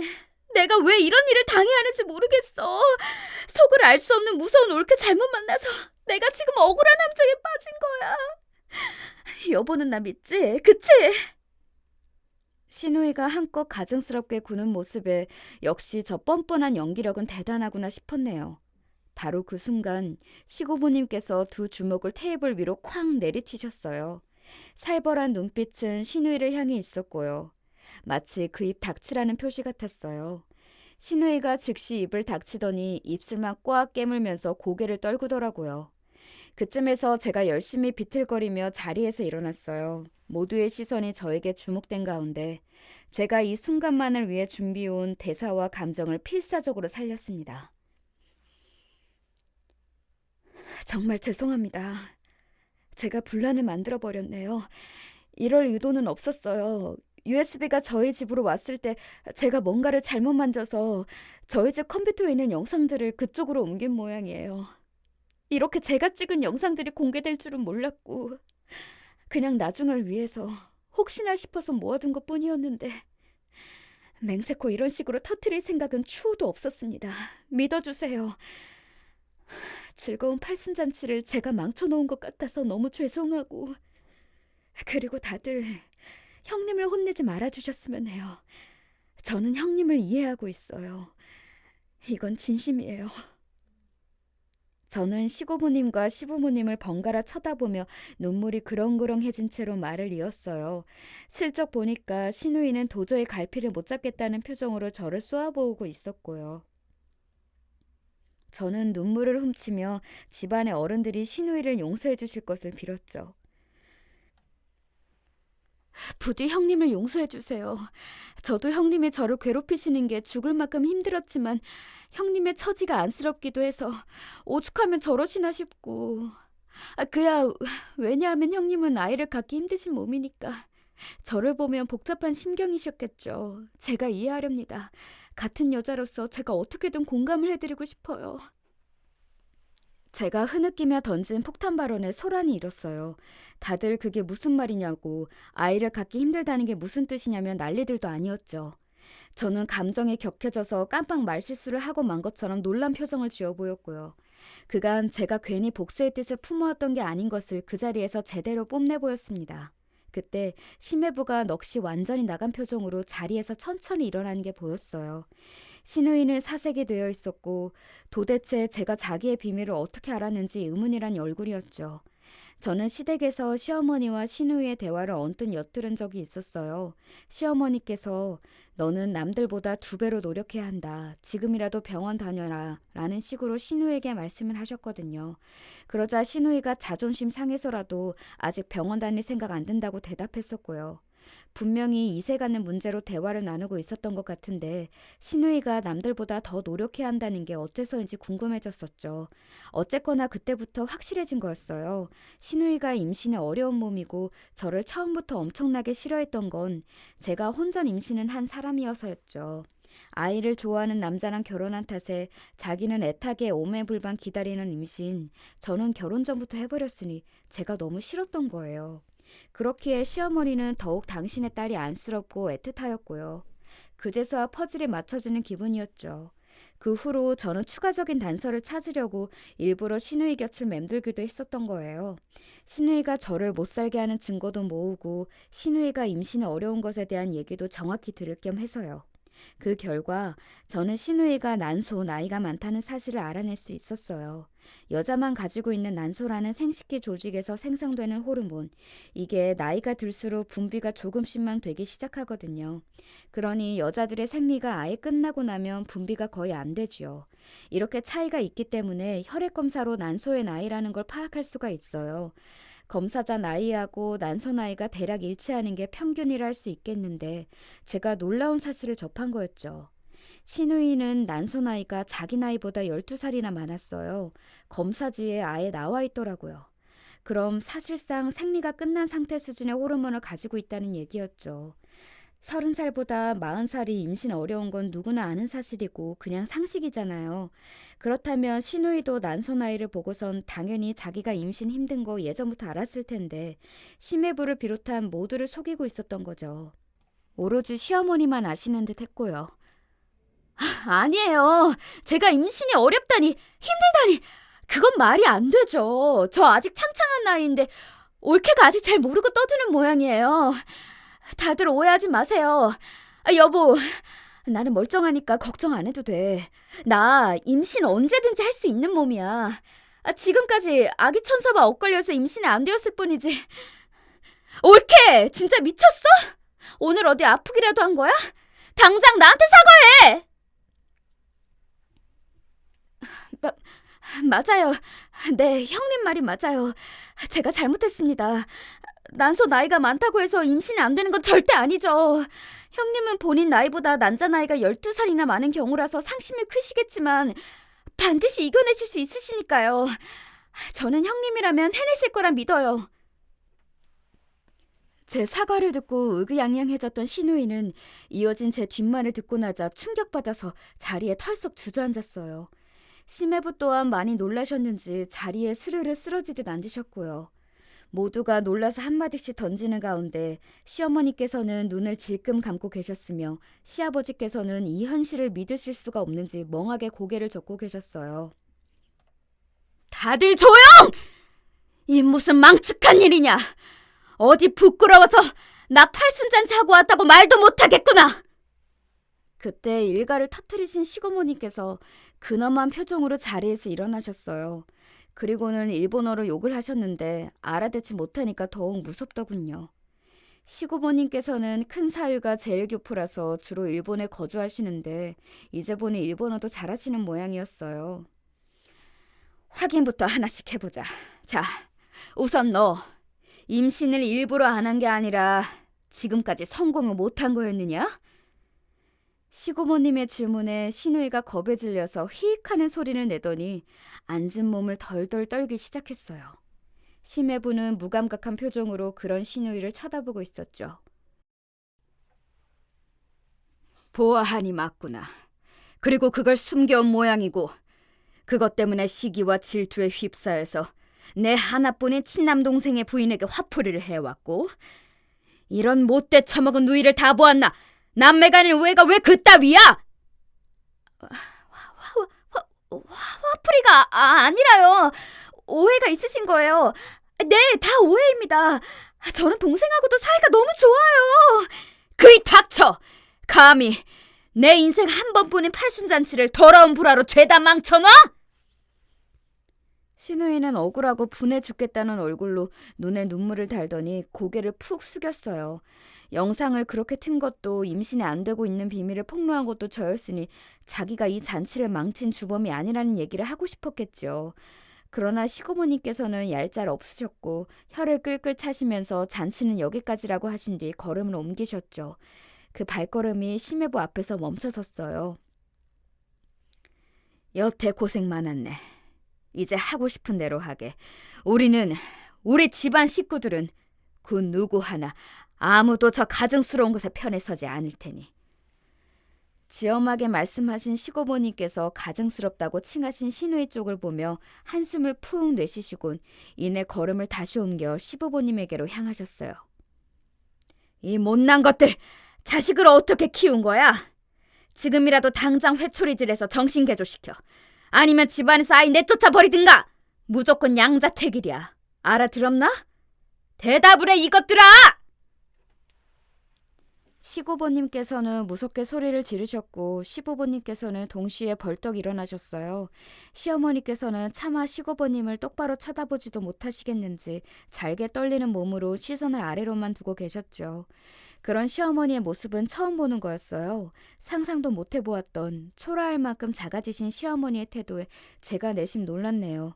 시아버지께서는 처신 단단히 해두겠다며 분명히 말씀을 하셨고 다시 혀를 끌끌 차신 시고모님께서는 걸음을 옮겨 마지막으로 저희 부부 앞에 서셨어요. 손을 뻗어 이 모든 소란에도 남편의 품에서 고이 잠들어 있는 저희 아기의 머리를 슬며시 매만지신 시고모님께서는 이내 저를 향해 작게 속삭이셨어요. 넌 아주 머리를 잘 썼구나. 나를 이용할 생각을 한 그 패기가 마음에 든다. 이 정도로 화끈해야 판을 뒤집을 수 있는 것이지. 나는 앞으로 네 편에 서마. 그 말씀을 듣고 저는 얼굴이 화끈거려서 그저 꾸벅 인사만 드릴 뿐이었는데 왠지 벅찬 감정도 올라오더군요. 대부분의 어른들이 시고모님의 뒤를 허둥지둥 따라 나섰고 시누이는 의자에 앉아있을 힘도 없는지 아예 바닥으로 미끄러져 내려와 털썩 주저앉은 모습이었어요. 집안의 최고 권력자 시고모님으로부터 제대로 찍혔고 집안 사람 모두가 보는 앞에서 치부가 까발려졌으니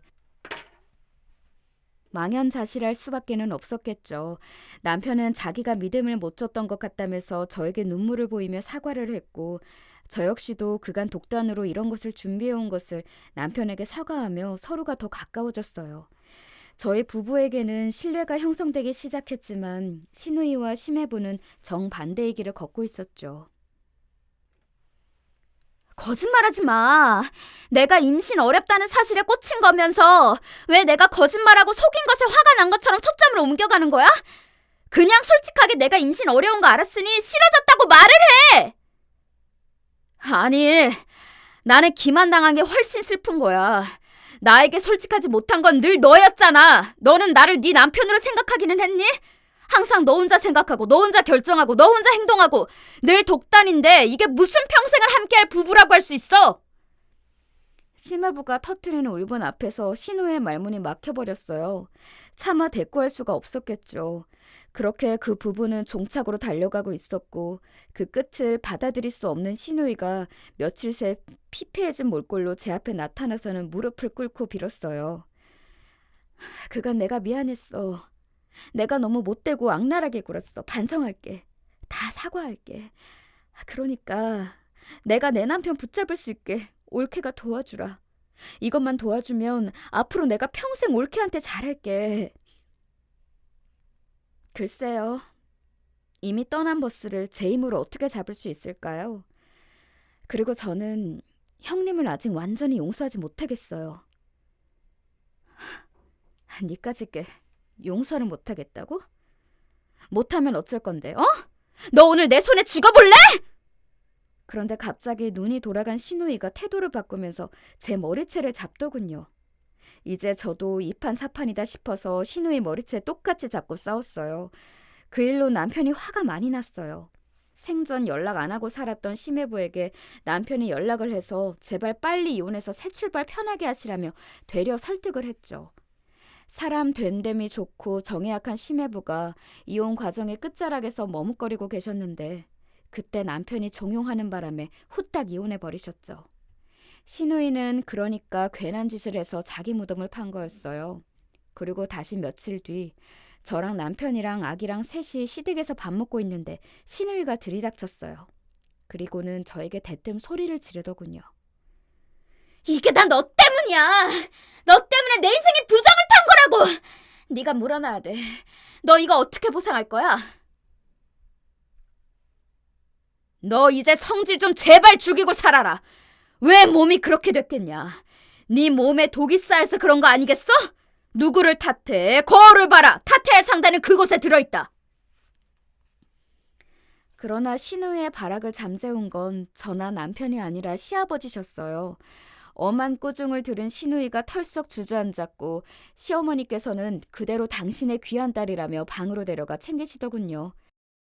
저는 그 모습을 보며 마지막 단계를 실시하기로 했어요. 저는 신우이를 정확히 겨냥하면서 그 회사에다가 서비스 불만 제기를 넣었습니다. 일부러 띄엄띄엄 반년간 3번 넣어왔었고요. 그렇게 밑밥을 깔아뒀던 것 위에 2주에 3차례라는 불만 제기를 선사해 주었죠. 익명의 창구를 통해 저격을 당한 신우이는 직장에서의 위치가 어려워졌어요. 알고 보니 신우이가 직장에서도 나름 성질을 부렸었나 보더라고요. 고객한테 받은 스트레스를 신입들한테 푼 거였죠. 새로 들어온 신입들을 벽에 한 줄로 세워놓고 발로 정강이 한 대씩 찬 적도 있다네요. 그 후문을 우연히 접하고 제가 얼마나 어이가 없었는지. 그랬으니 신우이가 곤란해지자 아무도 그 편을 들어주기는커녕 윗손에다가 말을 안 좋게 다들 올려버린 거예요. 신우이는 팀장으로 승진 앞뒀었는데 그거 엎어졌어요. 뿐만 아니라 몇 주 뒤에는 책상이 없어졌고 알아서 퇴사하라는 압박에 시달리게 되었죠. 이건 꿈이야. 이제 고객을 직접 상대 안 해도 되는 완벽한 자리로 갈 일만 남았는데 바로 코앞에서 물거품이 되어버린다고? 이건 정말로 말도 안 되는 일이잖아. 어떻게 이럴 수가 있어? 망연자실한 신우이는 결국 퇴사라는 유일한 선택지를 고를 수밖에 없었죠. 자기는 힘들어 죽겠는데 나머지 식구들은 자기들끼리 잘 지내고 있는 거냐며 신우이는 이제 시부모님을 향해서도 원망의 눈길을 보내기 시작했어요. 시고모님으로부터 절대 신우이를 봐주지 말라는 엄격한 명을 받으신 바 있는 시아버지께서는 그 응석을 모른 채 하셨고요. 퇴사로부터 2달 뒤 신우이는 먼 지방으로 내려가게 되었어요. 시아버지께서 옛 지인을 통해 일자리를 알아봐 주신 것이었는데 사실상 새로운 환경에서 정신 다잡으라는 뜻이었죠. 자기가 거길 왜 가냐며 격렬하게 거부했던 신우이는 자꾸 원인 모를 복통과 하열에 시달리면서도 몸도 요양을 할 겸 머나먼 지방의 조용한 동네로 결국 내려갔답니다. 거기에 가고 나서도 자꾸 성질 부리고 징징거리는 소리에 대해서 시어머니께서도 이제 학을 떼셨는지 알아 누우셨어요. 그저 손자 커가는 걸 보는 게 낙이라며 저희 아이를 볼 때마다 눈물을 글썽이셨죠. 손자가 없었다면 지금쯤 진작 뇌에 혈관 한두 개나 터졌을 거라고 하시던 시어머니의 말씀에는 진심이 담겨 있어서 남감했네요. 그 후로 코로나가 터져서 시누이와는 더욱 단절되어 지내는 상황이 되었고요. 그런 와중에 전 심해 보였던 그분은 조용히 재혼을 하셨어요. 코로나 때 재혼을 하셔서 결혼식 따로 안 올리시고 양가 식구들끼리만 식사만 하셨대요. 외국으로 가는 하늘길이 다 막혔을 때라 제주도로 신혼여행 다녀오셨는데 허니문 베이비가 생겼다고 하시더군요. 저희 부부가 전 시매부와 연락을 가끔 하는 거 눈치채고 계셨던 시어머니께서 어느 날 슬쩍 근황을 물어보시길래 망설이다가 말씀을 드렸는데 그걸 속에 담아두고 계셨나 봐요. 어느 날 시누이와 통화하다가 우레가 미치셨는지 화를 막 내셨죠. 너는 네 전 남편이 결혼해서 애도 생겨가지고 그렇게 잘 지내는데 너는 지금까지 그 모양 그 꼴로 살고 싶으디? 그럴 생각이 들든? 그러자 시누이가 충격받아서 거품 물고 졸도한 모양이었어요. 병원에 입원까지 했었다 하더라고요. 시누이가 왠지 다시 올라와서 그 다음에는 시댁에서 살지도 모른다는 짐작이 들었고 저희 부부는 그전부터 고심하던 이사 계획을 실천하기로 했어요. 이사한 곳에서 처음 새해를 맞이해서 기분이 들뜬 요즘이고요. 아이는 무척 건강하게 잘 크고 있어요. 둘째는 올해나 내년쯤에 가질까 해요. 신기한 게 심해부였던 그분과 남편이 원래는 전혀 안 친했는데 지금은 형 동생 하면서 그럭저럭 잘 지내고 있다는 점이에요. 미국 사람들도 아니고 개방적인 것도 정도가 있지 그게 뭔 꼴이냐고 시어머니께서 혀를 차셔서 연락 이어가고 있다는 사실은 최대한 감춤해서 살고 있답니다.